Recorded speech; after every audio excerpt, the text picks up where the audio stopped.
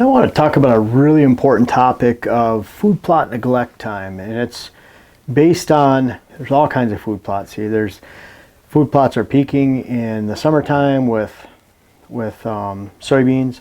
Sometimes they're peaking in October with various crops. It might be peaking even in November with brassica blends. It might be peaking in September with beans and peas, different combinations, clover during the summertime, clover during the spring.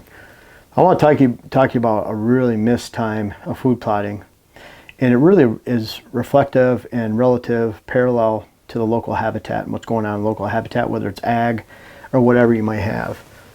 When you start to hit spring green up, there's a huge explosion of quality of forage to hit sometime in the summertime. Once you start getting that frost, there's a huge decline of food. Doesn't matter if you're talking ag food, local habitat, and a lot of times there's not much you can do about it. I mean, we can plant late season food sources. We're trying to get deer into January, February. A lot of times, especially on small parcels, the food runs out. On big parcels, the food runs out. I see a lot of weedy plots on big parcels where someone might plant 25 acres of plots, but if there's 50% weeds, that'll affect the total volume by 80%. So you're only left with 20% out of 25 acres of food plots. You're not doing that well. So weeds inhibit this time of year. And that's why when it gets into this period of time, there can be a huge lack of food, depending on your food plot program, of course, and depending on what's going on, because the local habitat is dying at that time.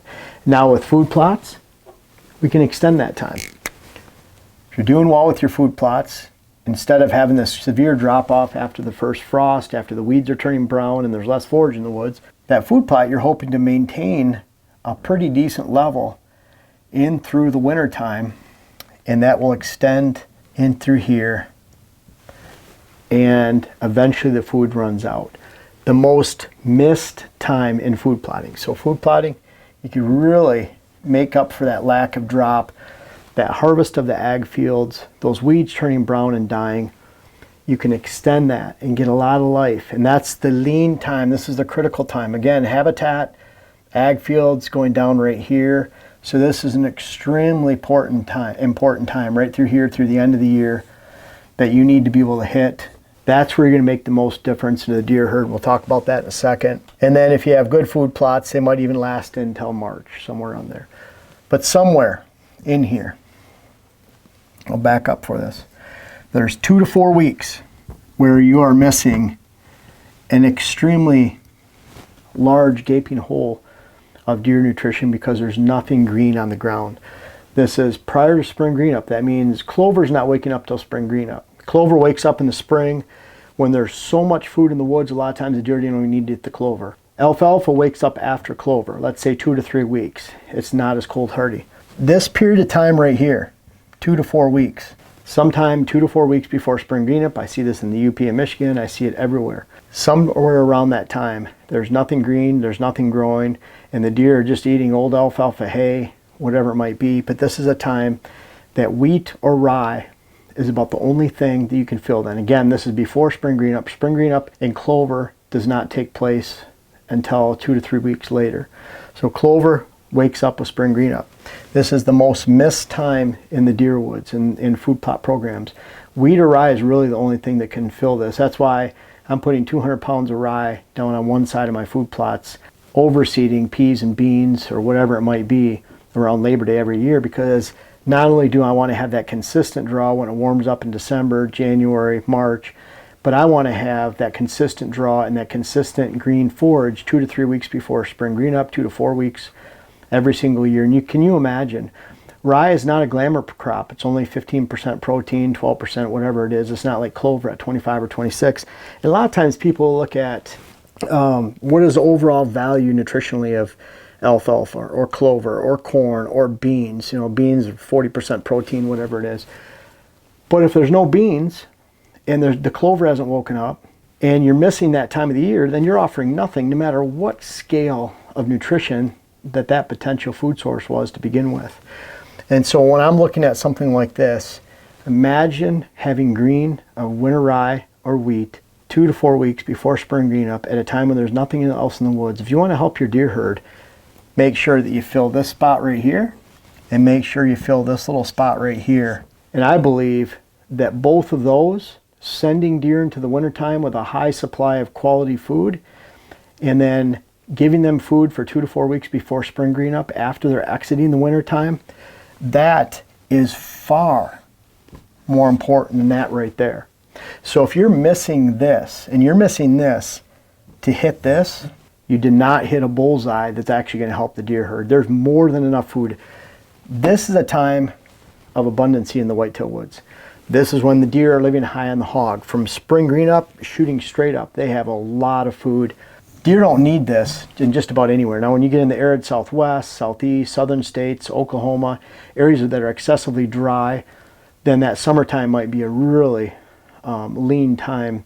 It's almost the opposite. Texas, where the winter months there's lots of green forage because you get more rain, but a lot different. So you need to hit this right here and hit this right here. The cool thing about rye, it's the most cold tolerant seed variety there is, and it germinates down to 37 degrees Fahrenheit. Give you an example, difference in a huge contrast. Corn germinates at about 56 degrees soil temperature. Switchgrass, 58 degrees soil temperature. Rye, 37 degrees soil temperature. They've recorded germination rates. Wheat is not quite as hardy as rye, but winter wheat is close. Both of those will give you green this time of year.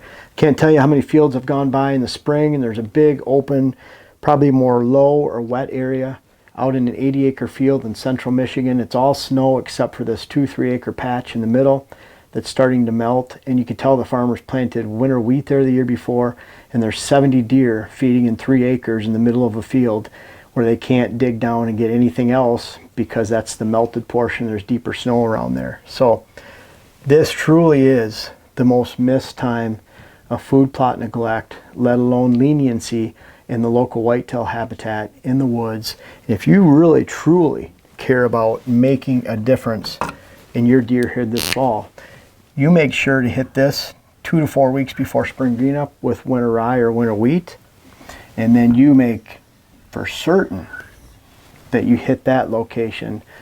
Don't ever plant this at the expense of either one of these, because you'll be missing a golden opportunity to not only make a difference nutritionally for deer. I even had someone up north who's crazy, a biologist up there, kind of a hack biologist person in the UP in Michigan, but he said he didn't like this, a radio program in the late 90s, early 2000s, but a radio program up there, and he said that he didn't like me giving those deer food before the winter, high quality food in the fall, because I created super deer that went down to the deer yards and outfought all the other deer in the deer yards and grabbed the nutrition, and it hurt other deer in the deer yards because they had more weight on them. Kind of crazy, but at the same time, it illustrates that the most important time to feed your deer and make an impact nutritionally is during that October through January time, and then you can't miss that spring. And guess what? That's also the time when you actually hunt. It's also the time when you can attract, hold, and protect and advance bucks to the next age class. It's also a time where you can work on sex ratios, and it's at a time where you can raise or lower the population of deer using trigger control on does and making sure that you're hitting all your biological herd objectives and that you're hitting your hunting objectives. And oh, by the way, you're actually helping out the deer in a time of leniency and habitat, and really looking at their world and saying, you know what, I'm going to help you out, and this is the program will do it. The less you focus on here and the more you focus on these two areas, the more it's a win-win for you and the local deer herd.